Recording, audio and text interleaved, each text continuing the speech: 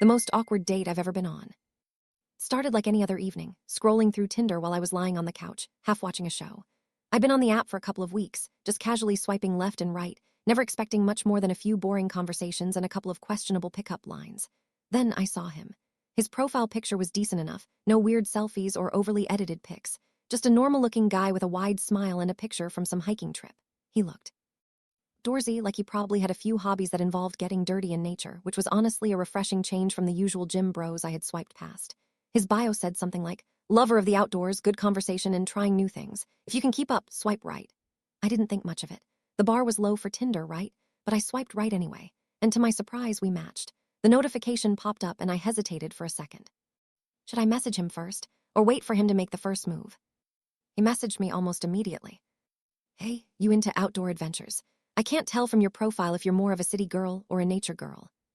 I rolled my eyes but smiled. It wasn't the most exciting opening line, but it was better than hey or sup.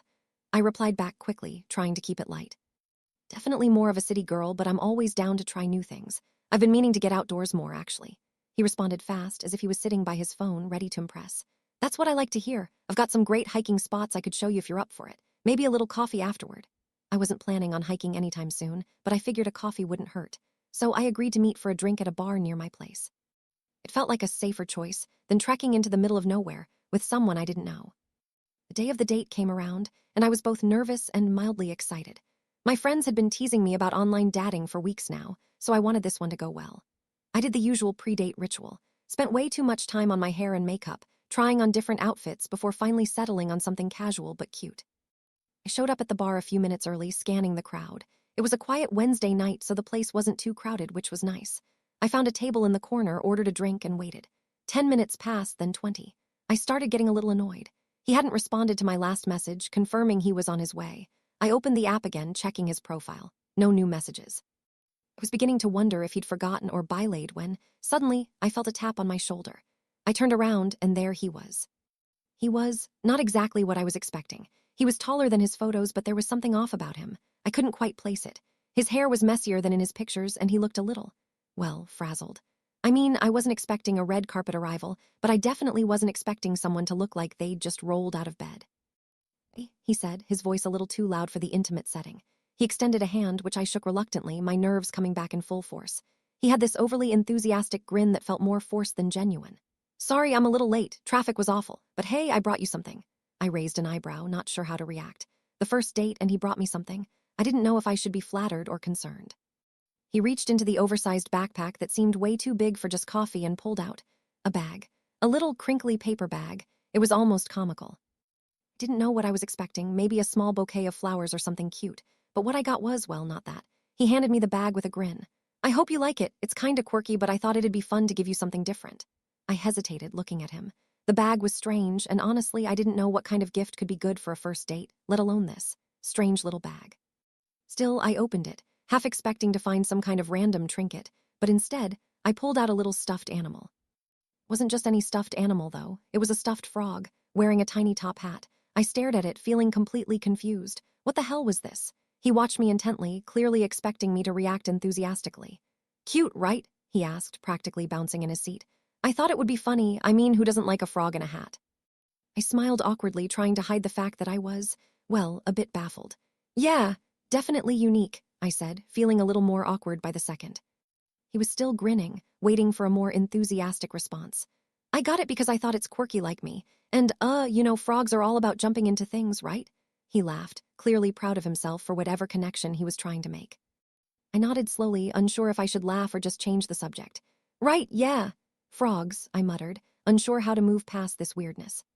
I set the frog back on the table, its little top hat sitting crookedly to the side. The whole situation was starting to feel more surreal than anything else. I mean, don't get me wrong, I love quirky people. But this was just, I don't know, too much. I half expected him to pull out a magic trick or start singing Kumbaya. "So," I said, trying to steer the conversation away from the frog that was now awkwardly staring at me, "how's your week been?"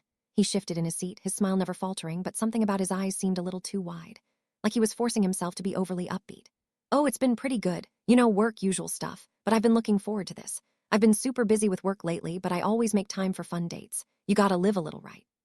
He chuckled as though he were dropping some deep wisdom, but it didn't land well. It felt rehearsed, forced. Nodded, trying to smile back. Yeah, totally. Work can be a lot, so, what do you do? His eyes flickered for a second, almost like he was trying to recall something or come up with a lie on the spot. Oh, tech stuff. I work in software development. Mostly remote work, so I get to, travel a lot. He paused for a second, then leaned in a little too close. Do you, know anything about tech? It's super fascinating, I promise you. I shook my head, slightly uncomfortable with how close he had suddenly gotten. I'm not really into tech, to be honest. I pulled back a little, trying to give myself some space. The energy in the conversation was starting to feel more like an interrogation than a date. His intense stare was making me more nervous by the second. He sat back a little, but his grin didn't falter. Yeah, most people aren't. It's okay, I guess. He picked up his drink and took a sip, his eyes flicking over the cafe, like he was waiting for something to happen. Maybe waiting for me to say something interesting. But the more I looked at him, the more it felt like he was trying too hard to be someone I wasn't interested in. I took a deep breath and decided to change the subject again. So, what's your idea of a fun weekend? I asked, hoping that would loosen things up. He smiled, but there was an odd edge to it. Oh, just hanging out with my friends, maybe some hiking or going to events, like live music or a cool pop-up bar. I'm always down for anything spontaneous. His voice had this rehearsed vibe to it again, and it hit me that he was just listing things he thought sounded cool rather than telling me what he actually enjoyed. I nodded, though my mind was wandering. I kept trying to remind myself that maybe I was overthinking it, but it was hard to ignore the weirdness. His answers didn't match the energy he was giving off. Everything felt like a performance, not a genuine conversation. The awkward silence stretched between us, and I found myself glancing at my watch, wondering how much longer I'd have to suffer through this. Then, like a jolt of realization hit him, he suddenly perked up, his eyes lighting up in a way that felt a little too eager. Oh, I have something else for you, he said, pulling out his phone. I've been working on this super cool project that I think you'd love to see. I forced a smile, trying to look interested. What's it about? He handed me his phone without another word, and as I looked down at the screen, I saw what looked like an unfinished app interface. The design was cluttered and confusing, and the text was barely legible. But of course, he seemed to think it was revolutionary. This is my new app, he said, his voice a little too proud. It's gonna change everything. I'm telling you, it's the future. Imagine you could order anything from your phone and it would just appear like magic. He beamed as though he were describing the next iPhone. I glanced down at the screen, trying my best to look impressed. Oh, wow, that's, really something. Didn't catch the lack of enthusiasm in my voice. Right, I'm telling you, it's going to be huge. You're going to be seeing it everywhere soon. He stared at me for a moment, waiting for me to gush about it, but I couldn't. I just couldn't pretend that I was fascinated by a half-baked app idea that looked like it was still in the idea phase. It wasn't even functional. I gave him a tight smile. Yeah, I'm sure it's going to be big. You're clearly super passionate about it. The rest of the date dragged on, and every time I thought we might have a real conversation, he steered it back to something bizarre. It was like he didn't know how to just be normal. As we finished up our drinks, I started to panic. I didn't know how to escape without being rude. He kept talking about his projects and big dreams, but nothing was landing.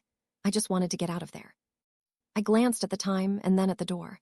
Maybe I could make a quick exit, but then he did something that left me completely speechless. Before you go, he said, I think you'd really like this one last thing. I raised my eyebrows, already dreading whatever was about to come next. He pulled out a small, clear vial of glitter. And yes, glitter. He waved it in front of my face with this manic look in his eyes, clearly so proud of himself for pulling off the most bizarre gift imaginable. See, it's magical. You can put it on anything and it'll make your day better. I stared at it, utterly speechless. This was the moment I knew. This date was officially the most awkward experience of my life. I tried not to let the glitter debacle linger in my mind as I sat there, still trying to maintain some semblance of politeness. The last thing I wanted was to be rude, but I could feel the panic rising in me. Every moment I spent with this guy was just draining. Then something unexpected happened. He seemed to sense the shift in my mood and for a brief moment actually calmed down. It was as though he suddenly realized how off-putting he'd been and decided to dial it back a notch. Hey, he said, his tone softer now. I'm sorry about the whole glitter thing. I can be a bit much sometimes. I guess I really want to impress you, but I'm realizing that's not the way to do it. I blinked, not entirely sure what to say. Was this the same guy who'd been pulling out frogs and talking about magical apps? He was actually sounding somewhat normal. Look, he continued, now avoiding my eyes as if he was genuinely embarrassed. I guess I get carried away with my ideas, but I want you to know I'm not just about weird gifts or crazy projects. I want to get to know you, really. It was a small shift, but it made me pause. Maybe he was just nervous. Maybe he wasn't as hopeless as I'd initially thought. Could it be that I misjudged him based on a few strange moments? I wasn't sure, but something in me hesitated to call it quits just yet. Okay, I said slowly, trying to sound open, but still wary. I appreciate the apology. I guess I've been a little thrown off, but I'm willing to give you another chance. He looked visibly relieved. Thank you, he said, his voice sincere. I promise no more weird gifts, no frogs, just a nice, normal dinner. For the first time since we sat down, I started to feel a little bit of hope. Maybe this date could still turn around. He motioned to the waiter, who was already passing by, and ordered 2 more appetizers. Let's start fresh, he said. How about we just talk, get to know each other without all the gimmicks? I smiled faintly, trying to relax. That sounds good, I replied. So tell me more about you, not your app or your frogs or glitter, just you. He chuckled and, to my surprise, settled into a much more comfortable rhythm.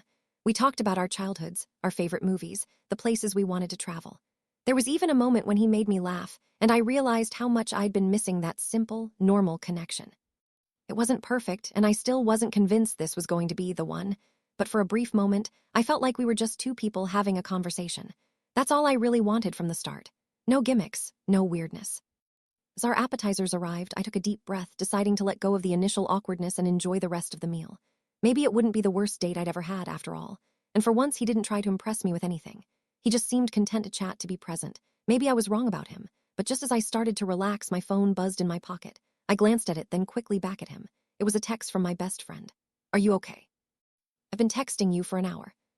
I quickly texted back, reassuring her that everything was fine, even though I wasn't entirely sure it was.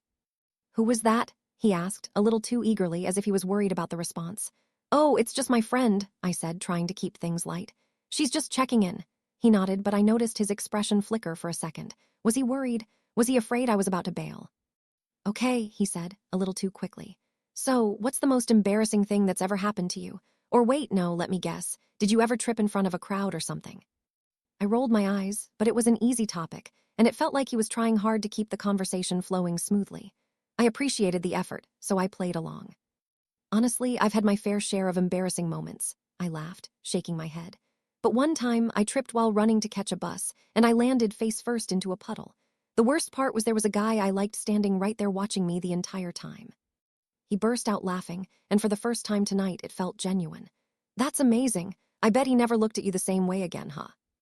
I laughed along, and for a moment, the tension between us seemed to fade. Maybe there was a chance for this date after all. Maybe he wasn't completely hopeless. But even as I started to enjoy myself, a small voice in the back of my mind kept whispering, "Don't get too comfortable. You still don't know this guy." I pushed the voice aside. For now, I was going to enjoy the meal and see where things went. Maybe it wasn't a total disaster. The days following that awkward night were a blur. I tried to shake off the weirdness of the date, but the more I thought about it, the more I realized how uncomfortable I felt around him. His insistence on the secret place, the weird questions, and that intense energy, it was all too much. I didn't hear from him immediately after we parted ways. At first, I figured it was just me overthinking everything. But as the days passed, and I didn't get any texts or messages, I started to feel a bit of relief. I went to open Tinder one afternoon to check my messages, and that's when I saw it. His profile was gone. Just like that. No, hey, let's meet up again, or I had a great time. Just silence. It wasn't surprising, honestly. If anything, it felt like a weight had been lifted off my shoulders. I didn't want to see him again. I didn't want to even think about that night. The more time passed, the more I realized how strange that whole encounter had been. Maybe he just wasn't my type, or maybe I had dodged a bullet. Either way, I never heard from him again. Not that I cared. And that was it. The most awkward date of my life ended in nothing. No follow-up texts, no weird second chance at redemption, just a quiet disappearance. And honestly, I was totally fine with it. As I sat back on my couch, scrolling through other profiles, this time being extra cautious with who I swiped on, I couldn't help but smile to myself. One date, one weird guy, and one lesson learned. Trust your gut, no matter how much you want to give someone a chance.